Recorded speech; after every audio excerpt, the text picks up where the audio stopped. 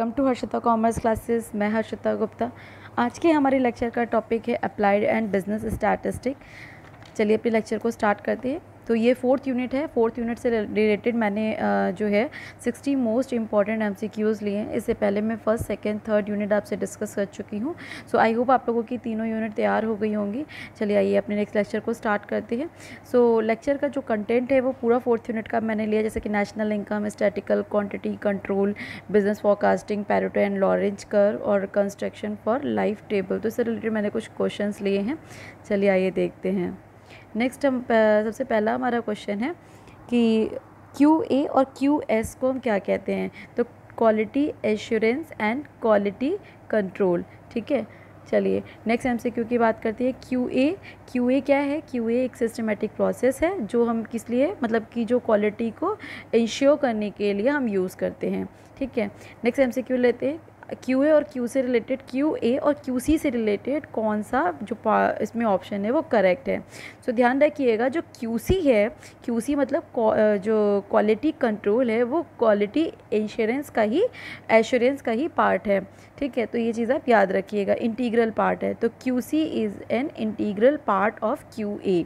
ठीक है, आइए नेक्स्ट MCQ लेते हैं। LCM मतलब lower control limit. LCL the R chart is given bye D3R, ये याद रखिएगा, D3R। नेक्स्ट है हमारा इन फ्रेज वन एप्लीकेशन ऑफ, ये देखिए ये स्टूडेंट जो है वो मीन है। मीन मतलब x बार, यहाँ पे बार साइन नहीं लगा है, सो इसको x बार पढ़िएगा। x bar and R chart the control limit obtain from the equation as treated trial limit, उसको हम क्या कहेंगे? ट्रायल लिमिट कहेंगे। The process of standard deviation is given by R upon D square. R का मतलब यहाँ से क्या है? मीन ऑफ रेंज, और D स्क्वायर का मतलब है यहाँ पे है कि मीन ऑफ स्टैंडर्ड डेविएशन। तो ये चीज़ आप याद रखिएगा, मीन ऑफ स्टैंडर्ड डेविएशन के स्क्वायर को हम डिवाइड कर देंगे स्क्वायर से। ठीक है, नेक्स्ट MCQ लेते हैं। There is any relationship between specification limit या फिर control limit of x bar and R chart? So no relation, ध्यान रखिएगा। Control limit are limits derived by natural variability of the process. ठीक है, next MCQ है हमारा। Natural variability of the process measured by, natural variability को किससे measure करते हैं? प्रोसेस ऑफ स्टैंडर्ड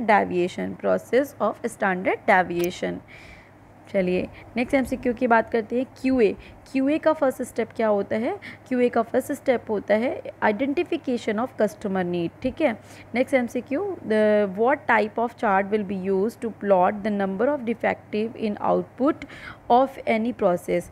ठीक है, सो उस मतलब कि किस टाइप के चार्ट को हम यूज़ करते हैं डिफेक्टिव जो भी प्लॉट्स होते हैं उनके आउटपुट को प्रोसेस करने के लिए? तो पाई चार्ट का हम यूज़ करते हैं।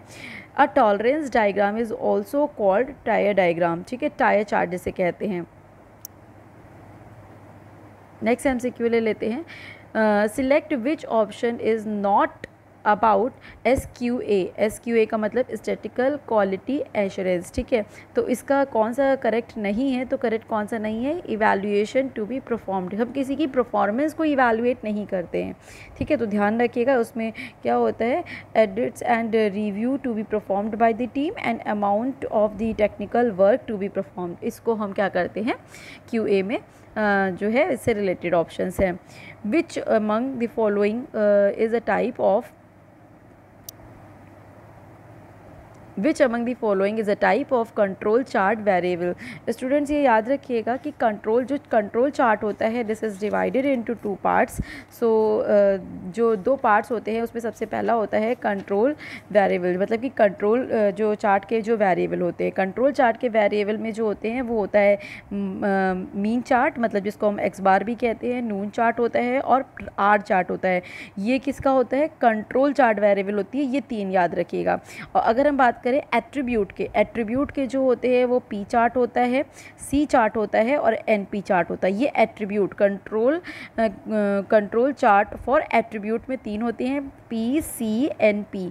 और अगर हम बात करें वेरिएबल की तो XN होता है, मतलब सॉरी x बार होता है, नून होता है और R होता है। ठीक है, चलिए नेक्स्ट MCQ ले लेते हैं। सो नेक्स्ट MCQ है the distribution of measured data can be stated using, कौन सा हम यूज़ करते हैं, बोथ आर, मतलब कि आर चार्ट भी यूज़ करते हैं और एक्स बार चार्ट भी यूज़ करते हैं, मीन चार्ट जिसे हम कहते हैं। नेक्स्ट MCQ लेते हैं। देखिए यहाँ पे वही चीज़ पूछ ली गई है, the chart used to monitor attribute. Attribute के लिए मैंने आपको बताया कौन कौन से चार्ट यूज़ करते हैं, पाई, सी और NP, ये 3 चार्ट यूज़ करते हैं। तो यहाँ पे कौन सा राइट ऑप्शन हो जाएगा, पाई चार्ट। ठीक है। Central tendency of a process is monitor, central tendency को हम एक्स बार या फिर मीन चार्ट से हम प्रोसेस करते हैं।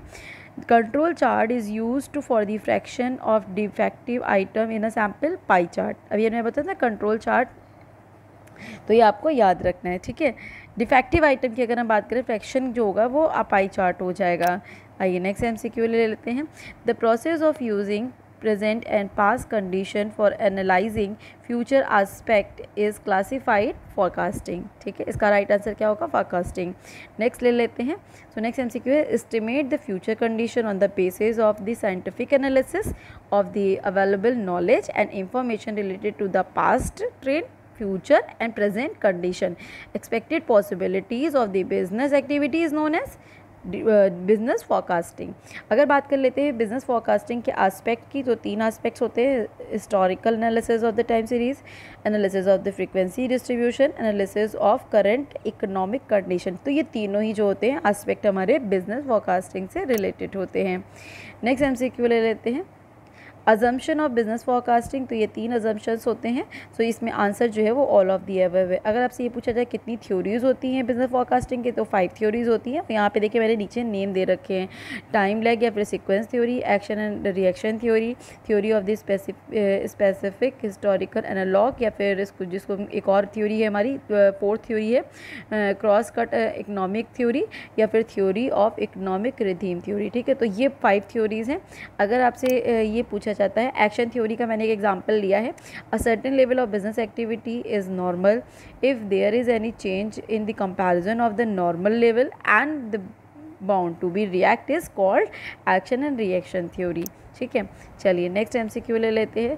Techniques of the business forecasting, business forecasting की टेक्निक्स, मतलब इसमें देखिए टेक्निक में क्या क्या है, इंडेक्स नंबर है, इंडेक्स नंबर के थ्रू भी हम बिजनेस फॉरकास्ट कर सकते हैं, टाइम सीरीज से भी कर सकते हैं, रिग्रेशन एनालिसिस से भी कर सकते हैं और इकोनोमेट्रिक से भी कर सकते हैं। तो all of these is a right answer. Next MCQ ले लेते हैं। The graphic presentation the graphic representation of the distribution of income और वेल्थ। अगर हम डिस्ट्रीब्यूशन ऑफ इनकम और वेल्थ के को ग्राफिक प्रेजेंटेशन ग्राफ में प्रेजेंट करते हैं तो वो क्या होता है, लॉरेंज कर्व हो जाता है। पेरेटो एनालिसिस किसका पार्ट है, पेरेटो कर्व का पार्ट है। नेक्स्ट MCQ ले लेते हैं। अ graphic method of studying dispersion, अगर डिस्पर्जन की ग्राफिक मेथड से स्टडी करते हैं तो उसको हम क्या कहते हैं, लॉरेंज कर्व कहते हैं। लॉरेंज कर्व को हम डिस्पर्जन कर्व भी कहते हैं। Lorenz curve was devised by doctor Max O Lorenz. किसके द्वारा ये डिवाइस किया गया था, डॉक्टर मैक्स ओ लॉरेंज। नाम याद रखिएगा, ये पूछा जा सकता है आपसे। नेक्स्ट MCQ लिया है मैंने, Pareto analysis applicable. Pareto analysis किस पे अप्लीकेबल होता है, क्वालिटी कंट्रोल पे, प्राइसिंग ऑफ प्रोडक्ट पे और ABC स्टॉक कंट्रोल पे, स्टॉक कंट्रोल एनालिसिस पे जो है वो अप्लीकेबल होता है। आउटपुट जो मीन्स होता है वो क्या होता है, output means unless stay otherwise, मतलब gross output at market price. ठीक है, नेक्स्ट MCQ ले लेते हैं। Which of the following is not the component of the domestic income. Domestic income का कंपोनेंट कौन सा नहीं है, तो net factor income from abroad जो है वो डोमेस्टिक इनकम का कंपोनेंट नहीं है। तो कौन से कंपोनेंट है, मिक्स इनकम कंपोनेंट है, कंपनसेशन ऑफ एम्प्लॉयज़ कंपोनेंट है और ऑपरेटिंग सरप्लस कंपोनेंट है। नेक्स्ट MCQ ले लेते हैं। अ ग्रोइंग कंट्री को हम कैसे कहेंगे, जब GNP मतलब gross national product is rising at constant price. ठीक है, तो ये याद रखिएगा। अगर फैक्टर कॉस्ट जो है आपकी ग्रेटर देन हो मार्जिनल मार्केट प्राइस से, तो वो क्या हो जाएगा, इसका मतलब क्या होगा कि indirect taxes is greater than subsidies. ध्यान रखिएगा, indirect taxes is greater than subsidies, तो ये आपको याद रखना है। नेक्स्ट MCQ ले लेते हैं। कमोडिटी सर्विस मैथड को हम क्या कहते हैं, वैल्यू एडेड मैथड भी कहते हैं।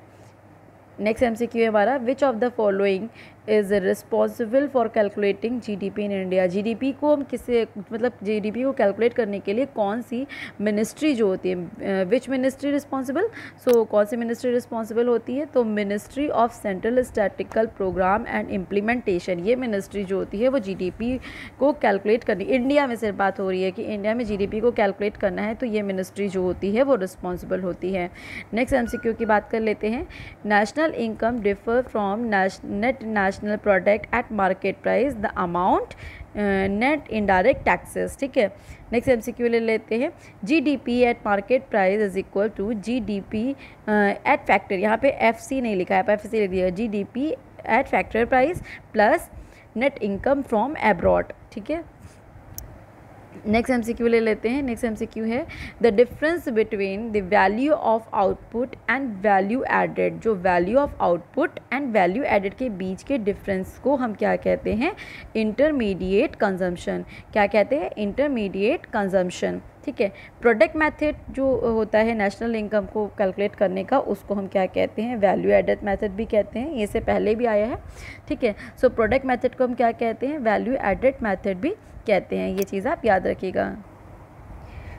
आइए नेक्स्ट एमसीक्यू ले लेते हैं। सो नेक्स्ट एमसीक्यू है हमारा, transfer payment refers to payment which made without any exchange of goods and services. ठीक है, चलिए नेक्स्ट एमसीक्यू ले लेते हैं।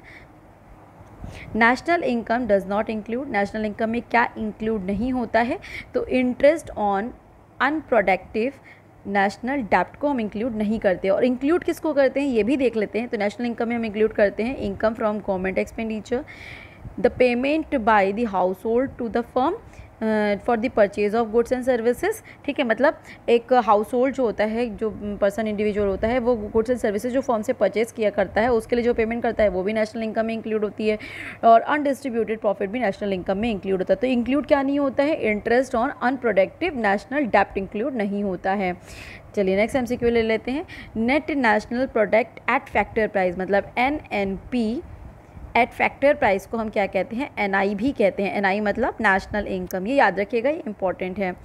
अब इसमें से ये पूछा गया है कि इनमें से कौन सा करेक्ट नहीं है। तो देखिए सीधे सीधे हमें दिख रहा है, अभी हमने पीछे आपको पढ़ाया कि GDP मार्केट प्राइस अगर होगा तो GNP क्या होगा, फैक्टर प्राइस होगा, तब हम उसमें क्या करेंगे, ऐड करेंगे। ठीक है, सॉरी GNP यहाँ पे माइनस, प्लस की जगह पे माइनस होगा, याद रखिएगा। ठीक है, तो GNP अगर है यहाँ पे, तो यहाँ पे प्लस की जगह पे क्या होना चाहिए था, माइनस होना चाहिए था फैक्टर प्राइस। ठीक है, तो माइनस होता तो ये सही होता, तो ये जो है आंसर वो आपका गलत है। आइए नेक्स्ट एमसीक्यू की बात कर लेते हैं। इन GNP calculation which of the following should be exclude. GNP की कैलकुलेशन में किसको एक्सक्लूड करते हैं, तो गवर्नमेंट ट्रांसफ़र पेमेंट। ठीक है, उसको हम एक्सक्लूड करते हैं, नहीं इंक्लूड करते मतलब। और इंक्लूड क्या क्या करते हैं, रेंटल इनकम को, इंटरेस्ट पेमेंट को और डिविडेंड को। नेक्स्ट एमसीक्यू की बात करते हैं। The market value of the final goods and services produced within a domestic territory of a country during a year is known as। ठीक है, सो उसको मार्केट वैल्यू, जो मार्केट वैल्यू होती है हमारी फाइनल गुड्स एंड सर्विसेज की, जो भी प्रोड्यूस की जाती है एक विद इन डोमेस्टिक टेरिटरी, एक कंट्री में एक साल में, तो उसको हम क्या कहते हैं, GDP मार्केट प्राइस कहती है। बट अगर हम मार्केट वैल्यू की जगह पे मनी वैल्यू ले लें, मनी वैल्यू किसकी ले लें, फाइनल गुड्स एंड सर्विसेज की सेम स्टेटमेंट है, और उसमें क्या कर ले, मनी वैल्यू में हमें प्लस कर दे नेट इनकम फ्रॉम एब्रॉड, तो उसको हम क्या कह देंगे, GNP एट मार्केट प्राइस। ध्यान रखिएगा, मनी वैल्यू ले रहे हैं, फाइनल गुड्स एंड सर्विसेज की ले रहे हैं, डोमेस्टिक टेरिटरी की होनी चाहिए, कंट्री की होनी चाहिए, ईयर में होनी चाहिए, बट उसमें क्या हम प्लस करेंगे, नेट इनकम फ्रॉम एब्रॉड। अगर हम प्लस कर देते हैं तो वो GNP एट मार्केट प्राइस हो जाएगा। आइए नेक्स्ट एमसीक्यू ले लेते हैं। सो नेक्स्ट एमसीक्यू है हमारा, the difference between the income received from abroad rendering factor services by the normal residents of a country and to the rest of the world, and income paid for the factor services rendered by non-residents in the domestic territory of a country is known as net factor income from abroad. ये very very important है, ये आपसे पूछा जा सकता है net income from abroad के बारे में।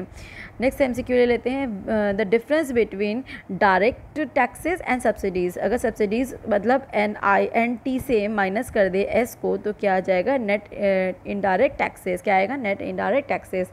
Net national product at factor price, उसको हम क्या कहते हैं, net national product at factor price को नेशनल इनकम भी कहते हैं। नेक्स्ट MCQ ले लेते हैं, which part of the personal income which usually available for house hold for the consumption and saving is called. मतलब पर्सनल इनकम का वो पार्ट जो एक हाउस होल्ड अपनी सेविंग और कंजम्पशन पे एक्सपेंडिचर करता है तो उसको हम क्या कहते हैं, पर्सनल डिस्पोजेबल इनकम, याद रखिएगा। नेक्स्ट MCQ ले लेते हैं, real and nominal income is calculated respectively at constant price and current price. ठीक है, GDP deflator is equal to the normal GDP into 100 upon real GDP, याद रखिएगा। ठीक है, नेक्स्ट MCQ ले लेते हैं, sum of all kinds of income received by the individual from all sources. ठीक है, इज कॉल्ड, मतलब एक इंडिविजुअल पर्सन को जितनी भी तरीके की इनकम रिसीव होती है उसको जोड़ दें अगर हम, तो क्या बन जाएगा, पर्सनल इनकम बन जाएगा। अगर हम बात कर लेते हैं कि GNP at market price is equal to the GDP market price plus net income from abroad. So ये मैंने MCQs लिए हैं, इतने से MCQs हैं हमारे यूनिट 4 से रिलेटेड। एंड ये मैंने कुछ फॉर्मूले लिखे हैं स्टूडेंट नेशनल इनकम की अकाउंटिंग से रिलेटेड। सो प्लीज़ आप लोग ये फॉर्मूले ज़रूर याद करके जाइएगा एग्जाम में, क्योंकि ये वेरी वेरी इंपॉर्टेंट है, आपसे फॉर्मूले से क्वेश्चन आ सकता है। एंड वन मोर थिंग है स्टूडेंट्स कि हमारी जो 4 यूनिट, जैसा कि आप लोग जानते हो ये बिजनेस स्टैटिस्टिक जैसे कि पेपर है, तो उसमें न्यूमेरिकल शॉर्ट में, देखिए बहुत लॉन्ग में न्यूमेरिकल नहीं आएगा, आपसे शॉर्ट में न्यूमेरिकल्स भी पूछ सकते हैं।